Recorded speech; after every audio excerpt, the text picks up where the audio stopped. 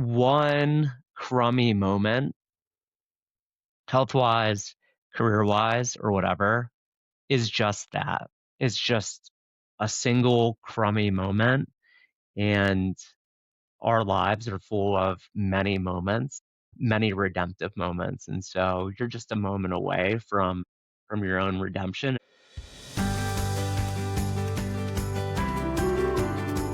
This is Kelly Dwyer, host of Life from Within, a show about transforming how we live and lead from the inside out. Today, I'm joined by Justin Shuman, a go-to-market healthcare executive and nonprofit board member. In this episode, Justin shares a deeply personal story of being diagnosed with a serious heart condition while in the midst of a job transition. You'll hear how he navigated fear for his life, the tools and practices that supported him, and the lessons he carries into his leadership today.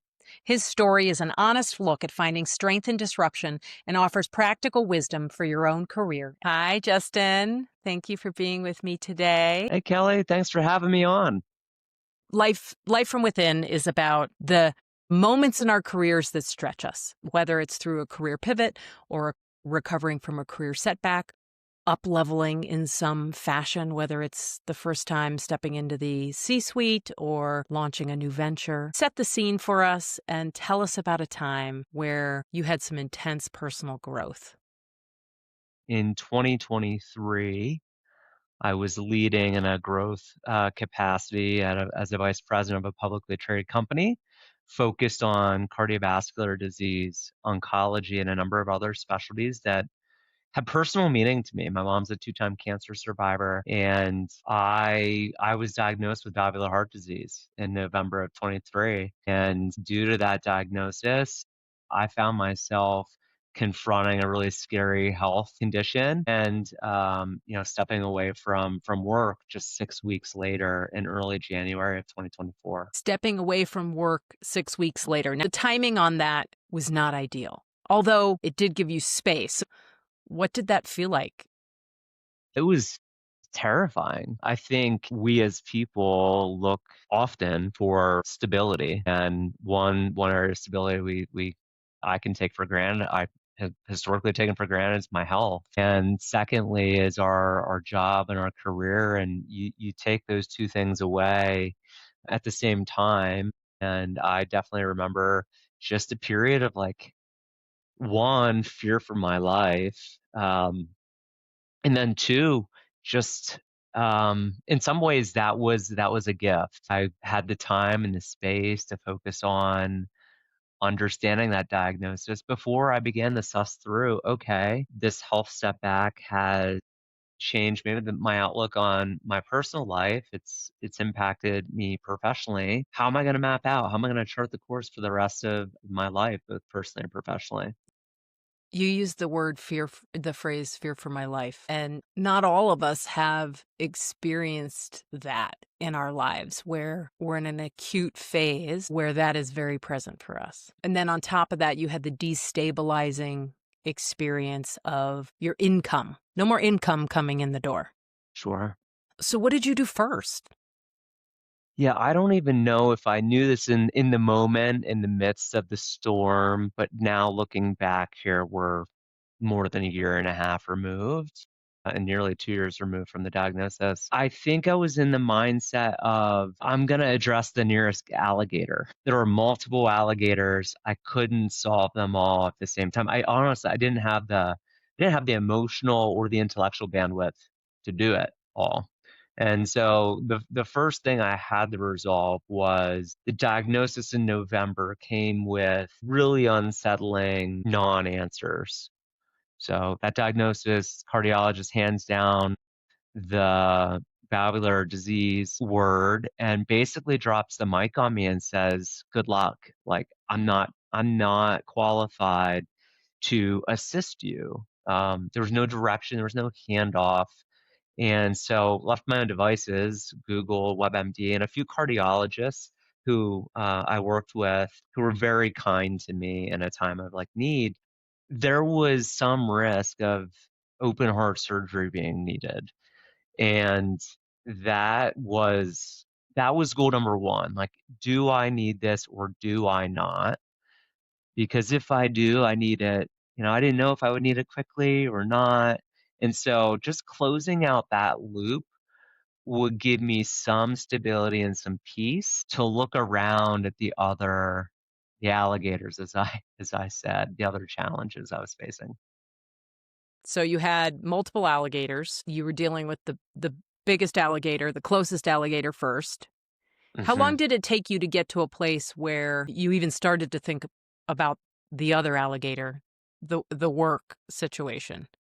Yeah, so I started unraveling the ball of yarn around my cardiac condition pretty much from November through, call it March of 2024. And I was selectively interviewing in areas where I just have a personal affinity and emotional connection, namely in the mental health fields, specifically around addiction. I've got a sibling who's long struggled. She's been in active recovery for a number of years now, but nearly lost her to opioid use disorder. And so I was interviewing and evaluating what was next. But the cardiac stuff didn't really close itself out until summer of 2024. Mhm. I saw a cardiologist a number of times. They wanted to pull a pulmonologist in. There's a whole bunch of medical appointments. And then finally, what culminated and gave me a breath of fresh air was in like June or July. I had a cardiac MRI done, and the cardiologist said, "Hey, like good news, your valves, so three of them were identified as problematic in my echo in November." Comes back and says, "Listen, they look slightly better than what they look like in your initial diagnosis." And so I felt like a huge weight lifted from me. And then there were some other things that entered the fray. But yeah, I would say that I started to be in a better place for really evaluating professionally what would be next in, I'd say, late summer, early fall of last year. Okay. Late summer, early fall of last year. You were in the cave for, 9 months. yeah, 9 months. What would you say surprised you most about yourself? About how you showed up in that time? I think what I'm proudest of is really cultivating community around me that had my back in the midst of it. And it didn't always feel in every minute to minute moment like I was supported. But now, again, with the benefit of hindsight, I was just really supported. I had former colleagues who checked on me, and I had mentors professionally who've just always followed my career and have known many things about my family's life and my personal health journey, checking in on me. And then, I had the support of those that I pay. I had my therapist who, in the storm, I was seeing her probably twice a week just to process the big emotions that come up, especially around these existential conditions. And, just as a reminder for you and your audience, like I was 39 years old, diagnosed with valvular disease. Like it's a disease that does not usually impact people until they're in their late 70s, early 80s. And it's usually because just father time is undefeated. And so it was a real shocker, but really proud of the community and the support that was available for me. So you cultivated community. Was that different? Was that something new for you? Did it feel hard to cultivate community? Fortunately, like the community had already been cultivated. It wasn't emergency is here, time to go out and try and find emotional bandwidth to sow seeds into the field for community.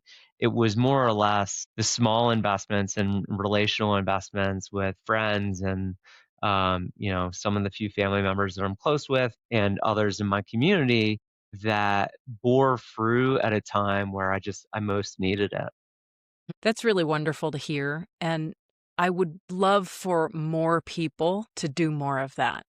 Make the small investments in relationships that matter to you and make those investments today. Yeah, Not obviously with the intention that you're going to, sure. you're Y going to you you're going to never you call never them. want it to play Right. out the way it did. Yeah. Right. I mean, so many people, at least recently around me, have said, you make these investments when you don't need anything, Mhm. knowing full well there will come a day when, you will have needs. And that's the way I think life works. Friendships and relationships are symbiotic. At times you are a net giver, and at sometimes you're a net taker. Yes, And yeah, that's the ebb and flow of our lived experience. I concur wholeheartedly with that. How did the way you saw yourself change? Ooh, Saw yourself, see. How yeah. did the way you Oh, I know what you see mean. I know what yourself you mean. change? It was hard to say it was hard is grossly understating because there were moments, at least in the week or 2 or 3 after the initial news, where I mean, I'm just like, am I destined to live the life of an elderly person from here forward? Am I gonna be prohibited from doing the things that I loved, or love? I moved my life to Colorado in early 2021, or early 2022 rather, and did I do all that for naught? Am I not gonna be able to go peak 14ers? Am I not gonna be able to, do the lazy person's jog around the park I live near? There was a fair bit of identity cracking that happened not only from a physical health, but just like, who am I when some of these capabilities of mine may be stripped away from me? And it turns out they haven't been stripped away from me, but in that season, in that chapter, they say perception is 9/10 of reality, and my perception at various times was that I was in a really severe fight. Did you ever get to a place of acceptance? Meaning, did you ever get to a place inside where you felt at peace with the possibility that you may have to live the life of a Mm, 70-year-old? hmm. It would be easy for me to say, "Yes, of course I did," because that hasn't played out. I don't know that I did. What I was so dogged about was just understanding, like, what is the so what of this diagnosis? And that's what was elusive in the first, gosh, 60 days, 90 days, and it just drives you nuts. And I talk to people now who sit with chronic disease undiagnosed, and some of them say 7, 8, 9 years they haven't had answers. And I struggled sitting in the unknown for 90 days Mhm. of like, do you have to open me up? Do you need to replace my aortic valve? Will that give me a better quality of life? Are we better off to do it when I'm young and more able-bodied, or do we wait as long as possible and intervene later in life?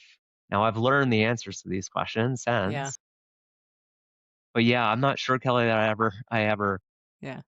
wanted Had to any accept. moments, yeah. Yeah, I think I was, yeah, in the stages of grief. You mentioned community as Mhm. something you leaned into. Were there other practices that you Yeah, and therapy, obviously. sure.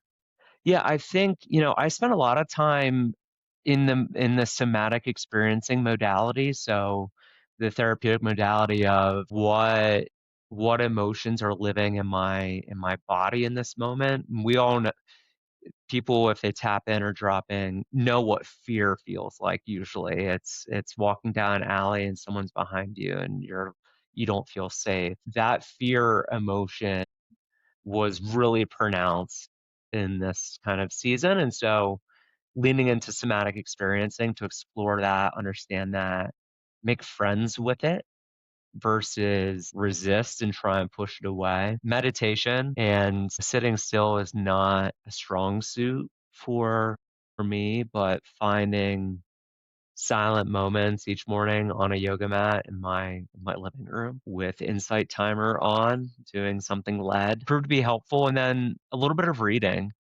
So the Untethered Soul was a Mm, resource that just really spoke to me in this time of really assessing and exploring just identity and what it means to be here on this earth. And yeah, it helped gain perspective and understand, regardless of how big the emotion or the experience feels in this moment in the grand scheme of things, we're but specks of dust. Yeah. Yeah. Perspective. That's a good word. So let's fast forward to end of summer, beginning of Hmm. fall. Sure. You are you have some relief from the fear, the wondering of, am I going to have to live the rest of my life like an elderly person? And so now you have to figure out the next step for work. And so you're coming out of this intense place. Tell us about how your approach shifted. I came out of this diagnosis period, and then I had a family member begin to move towards dying. So my grandmother then, started to decline. In that experience, sitting with my gram near the end of her life really informed the way I would prioritize my search from that point forwards. And really, there's just three filters. The first is, does the mission touch on something that I deeply care about? I'm not of the mind that everyone needs to care much about their job and the product or service that they work on, but for me personally, it matters a lot. It was a big reason that I worked at a business that operated in cancer care because of my mother's diagnosis, and so mission was the first lens that I evaluated companies through. The second, trust in the management team and the people at the company. And in an interview process, this can always be challenging. You only get so much time. And so I learned to index on second degree opportunities. So I knew someone who knew the management team really well, could vouch for them, or I knew an investor who knew the team. And again, I could get more of a 360-degree view than simply being a candidate in a process. And then the last filter, and this is intentional, is the opportunity Wait, or wait, the can I interrupt you there for a moment? yeah, Okay, let's please, go back sure. to number 2. So number 1 was mission. Number Uh-huh. 2 is trust in management team. So this one doesn't seem as obvious in terms of, hey, I went through this really intense experience, and Yeah, trust in the management team is really important. sure. Give us a little, in a way that feels comfortable for you. Give us some context on why that's so important. Now, certainly you're at the Hmm. executive level. For you to be able to trust the management team is really important because some of these people are your peers, and one of these people is going to be your boss, right?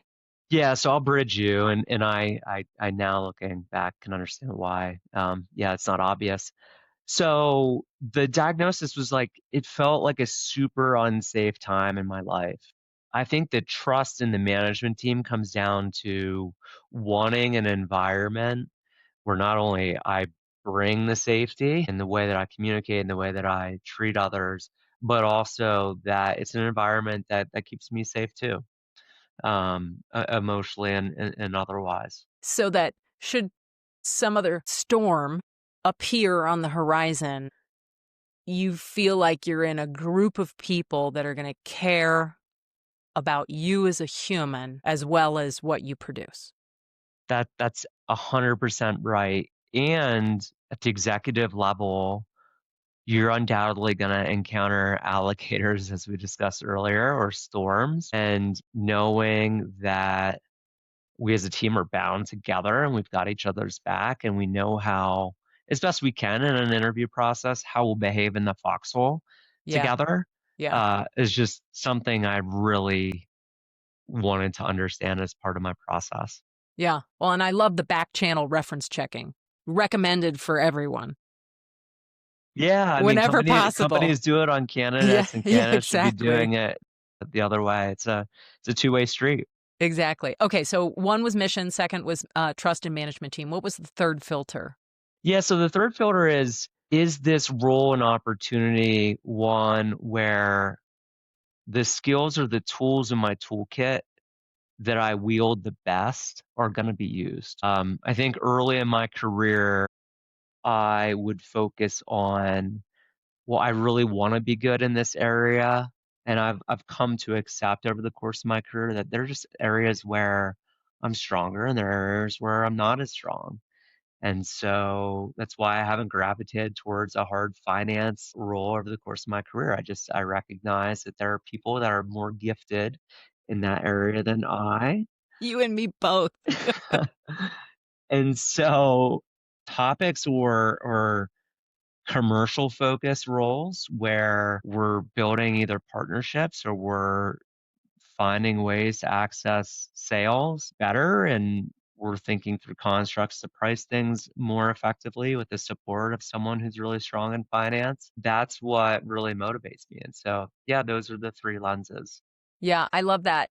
The way I see it is it's not enough for it to be skills that you're good at, because we could be good at things that don't really motivate us, right? We might be better than the average person at something that doesn't really motivate us. So I think the melding of the two is really important. So it's something that's both you're strong in, and it gives you motivation, energy. Completely agree. I can think of two or three areas that I think others would say you're really good at. And I would say I am good at it, and I don't find a lot of fulfillment or joy in utilizing those skills. Yeah. Yeah, it's funny. I feel like for me, I can be in the details, but if I stay in the details for too long without having the freedom to pull out and the need to pull out in the work that I'm doing to see the bigger picture and work in the bigger picture as well, it's just a big drain. Nothing but a big drain, right? Yeah, I relate to that. What advice would you give to someone who finds themselves in an unexpected place like you found yourself in? Yeah, it depends on the unexpected place. If you find yourself in an unexpected health place, I recommend finding the two or three people closest to you that have any clinical background, not necessarily using them for their professional advice, but using them for the intersection of your friendship and their clinical experience. There's a fair bit of disbelief sometimes in the medical community towards patients, and it's not because any physician's necessarily singling someone out. They have their own stressors and own reasons, but finding that support is immensely helpful. And then if it's on the other side of a job transition, either unexpected or a decision someone has made to leave. Um, everyone talks about networking. Networking for the sake of networking, I find to be unfruitful. I think doing the kind of the inner work of what motivates, um, what are the type of people that you want to surround yourself with, the skill set you want to utilize, and then what areas of the market, if you're motivated by a mission, what is that? If you're motivated by a cool product, what is it? And you quickly build a Venn diagram. And then from there, you post on LinkedIn, you uh, write thoughtful notes to, strangers to engage them. Avoid the spray and pray, application process. I think, like most things in life, Yeah. careers are built through relationship and not applications. What hasn't been said that you want to make sure the listener hears or knows or takes away from this conversation? One crummy moment, health-wise, career-wise, or whatever, is just that. It's just a single crummy moment, and our lives are full of many redemptive moments, and so you're just a moment away from your own redemption and whatever challenge you're facing. Justin, that's a great place to wrap up. If people want to connect with you or follow you, I know you've been doing quite a bit of writing and sharing on LinkedIn. Where can people find you? Yeah, I think LinkedIn is the best place to find me, or if you want to reach out directly, my email is justin.shuman@gmail.com. Okay, Justin, Justin .Shuman, SHUMAN at Gmail. Awesome. Well, thank you so much. Thank you for having me on, Kelly. It was a real pleasure. Thanks for tuning into Life from Within. See the show notes for links and resources mentioned in today's episode. If you enjoyed today's conversation, please subscribe, follow, and share it with friends and family who might enjoy it too. You can also leave a review. It helps others discover and benefit from the podcast. Until next time, keep living and leading from the inside out.